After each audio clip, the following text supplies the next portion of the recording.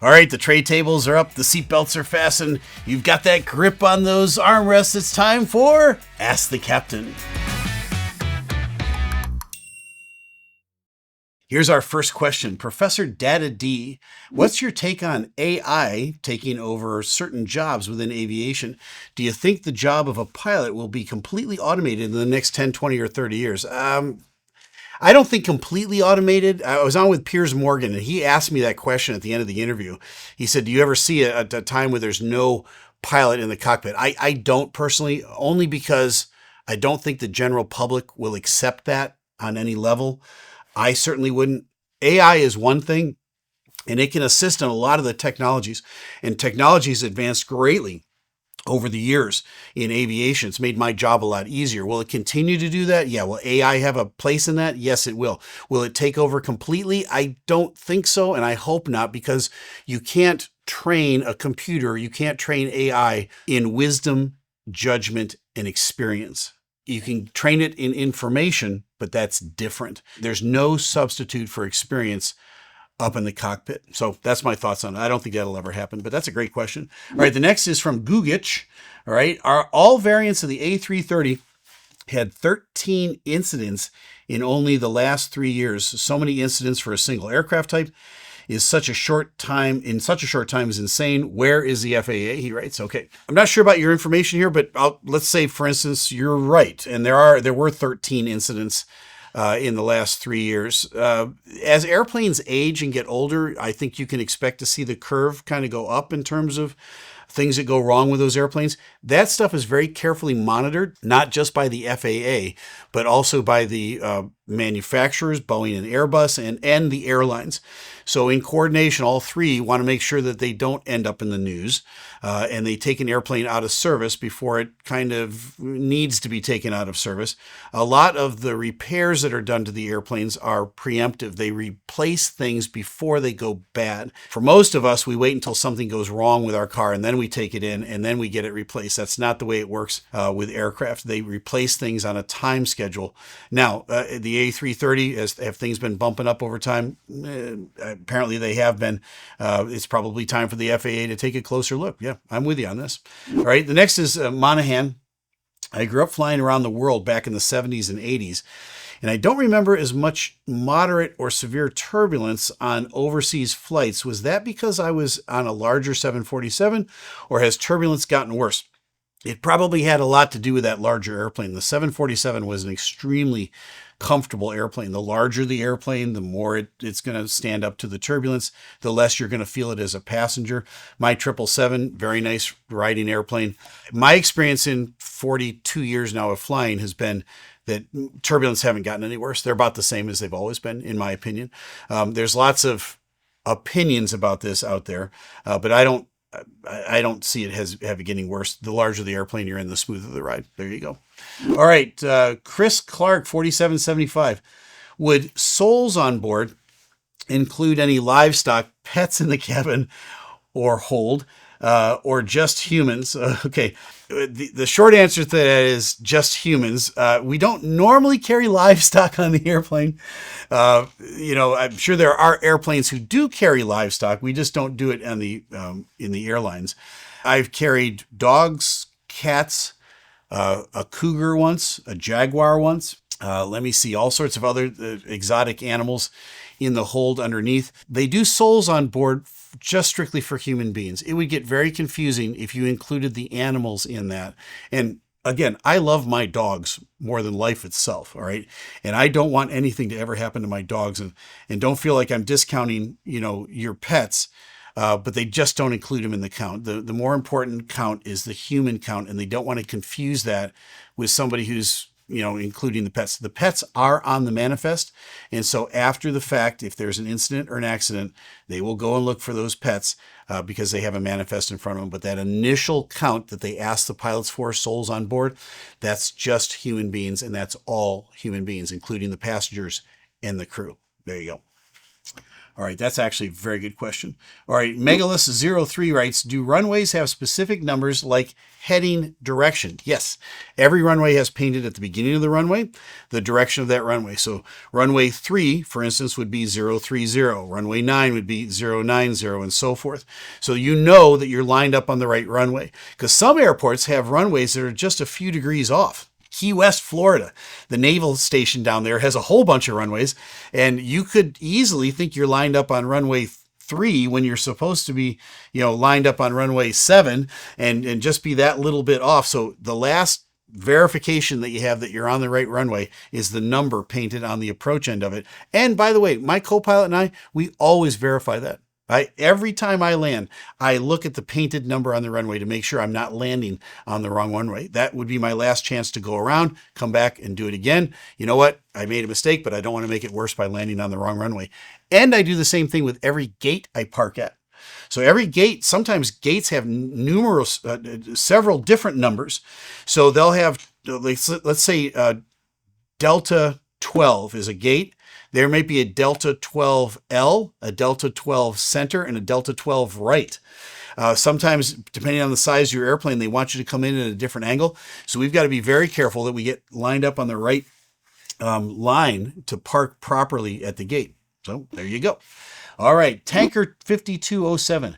I find it amazing that babies are not required to have a seat with a child restraint on planes. Any thoughts on this? Yeah, I do have some thoughts on this. It's a mix. I'm a dad, and when my kids were little, and I've got a lot of grandkids now, I want them to be safe on an airplane. There's a trade-off between paying for an additional seat, and the airlines over the years have allowed you to have a lap child. I think it's any child under 2 years old. You can sit on your lap. Is that safe? Well, 99.999% of the time, nothing goes wrong with a flight, and it's completely safe. We're talking about the 0.1% of the time that something goes wrong and you would want that child strapped in. I'm not a big fan of rolling the dice on that sort of stuff.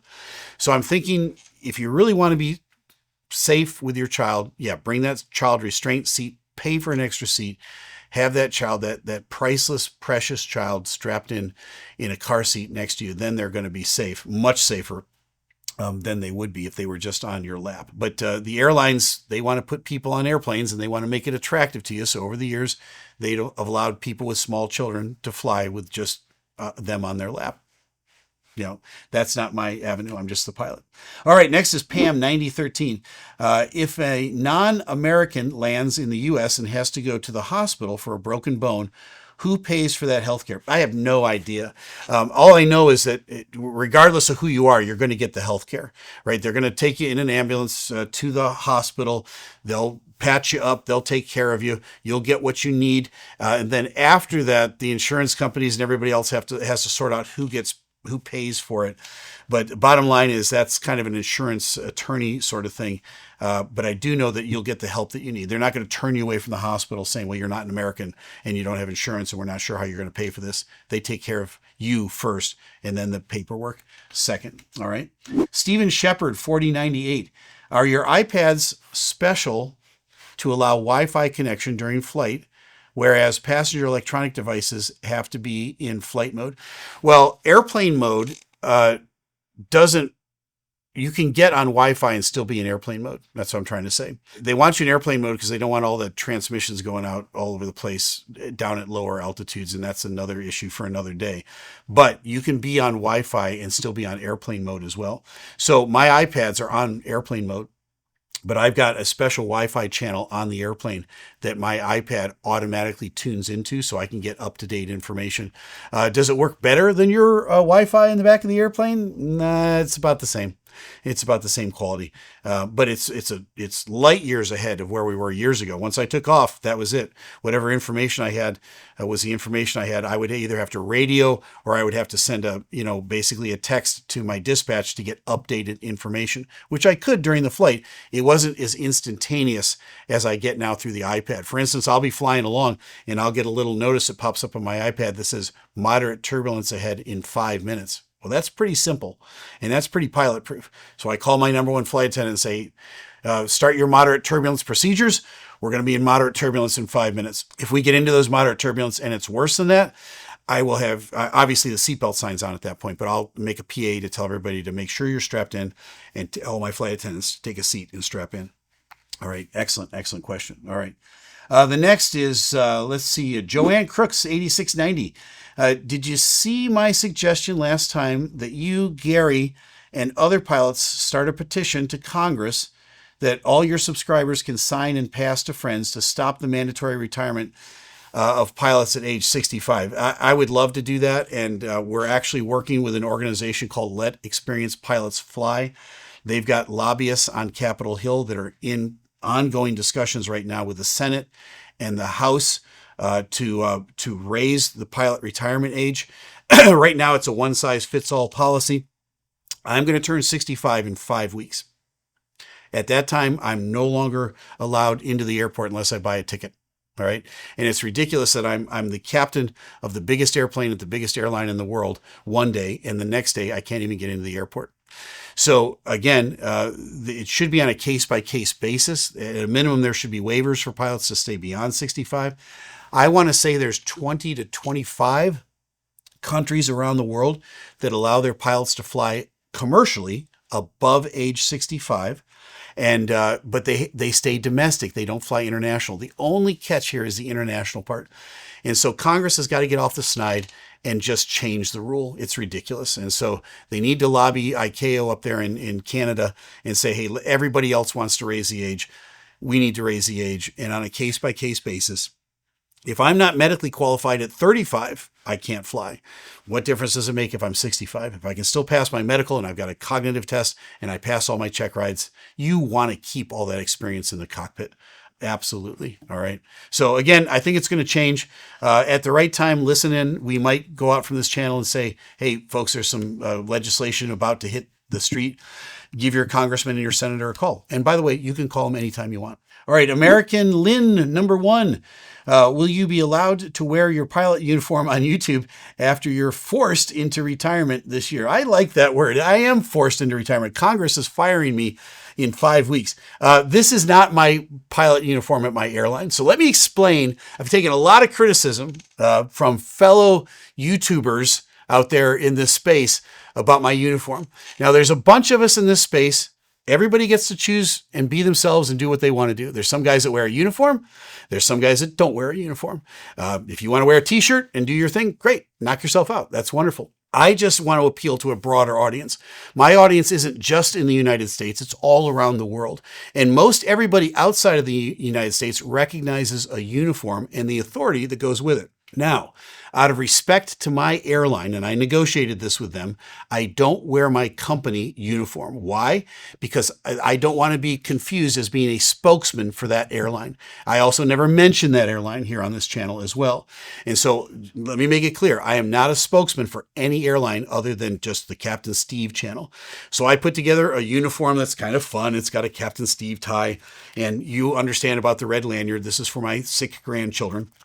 All right, that are terminally ill. This was a thing I did just privately between me and them, but I got criticized a while back about wearing it. So I came out and said, well, here's why I wear this lanyard. And we started a fundraiser for Make-A-Wish. We've got a $100,000 goal. We're over 2/3 of the way there. We're going to run it all the way through the end of September. So the link will be down below if you want to make a contribution to Make-A-Wish. That's what this lanyard is about. I wear this out of respect to my airline and the deal I've worked out with them. Now, after I retire, is Captain Steve going away? No. There's going to be a lot more Captain Steve on this channel because I'll have more time to make more content for you. Will I continue to wear the uniform? Yeah, if I want to. I don't know. I might change it up. Hard to say what goes on down the road. But right now, I like the way things are going.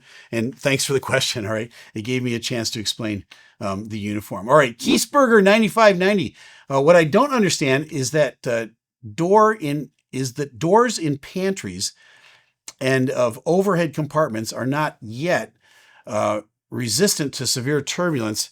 Is there something I don't realize as an outsider? Well, they design all of those doors and compartments and the overhead bins and all of that stuff to withstand a certain amount of force. But everything, if you overstrain it, will pop or come open, or a latch will let loose. And that just is the way it is. They can't engineer them so that they never open up. You wouldn't want that either. So again, they do a good job with the engineering parts of it. Most of the normal operations of an airplane, everything stays in place. And especially those the carts that come down the aisle. They're kind of heavy. You want them to stay in place. They have great big latches that hold them in place, plus brakes on the bottom. All right. All right, William K, 6916. Hey, Steve, have you ever been the pilot on a flight where there was a Czech pilot in the cockpit? Many, many, many times. All right.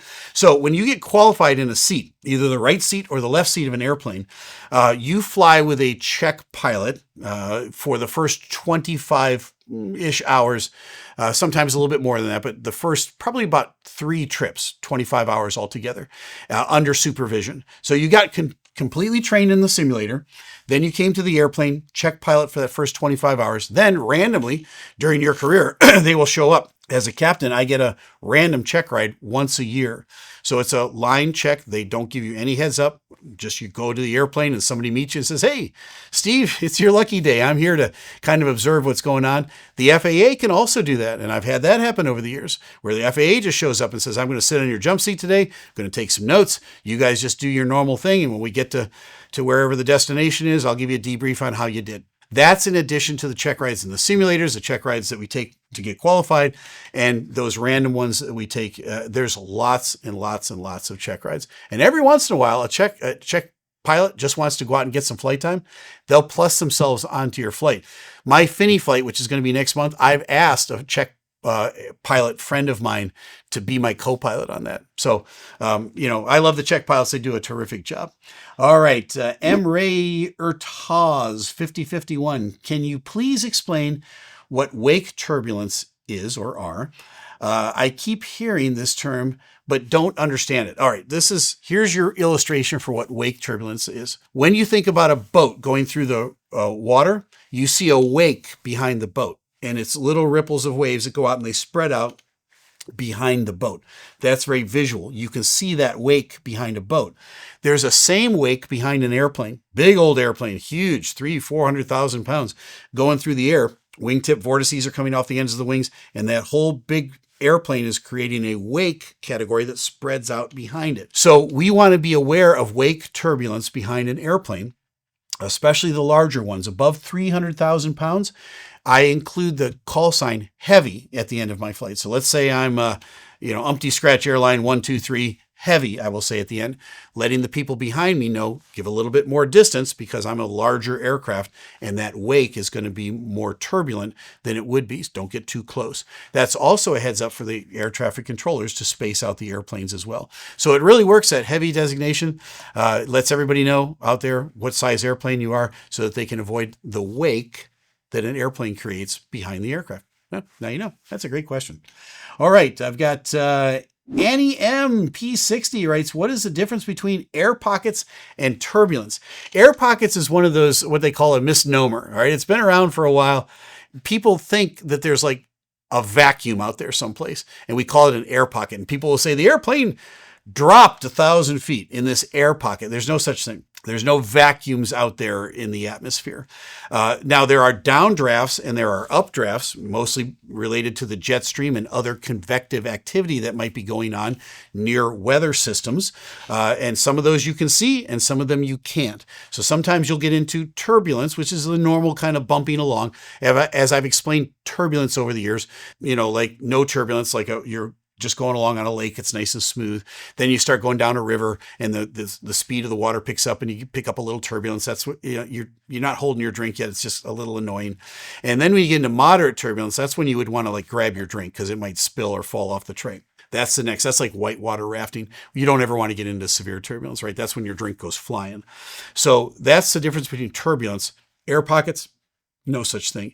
But you will have times every once in a while, jet stream related, convective activity related, where the airplane will push up real hard or push down real hard.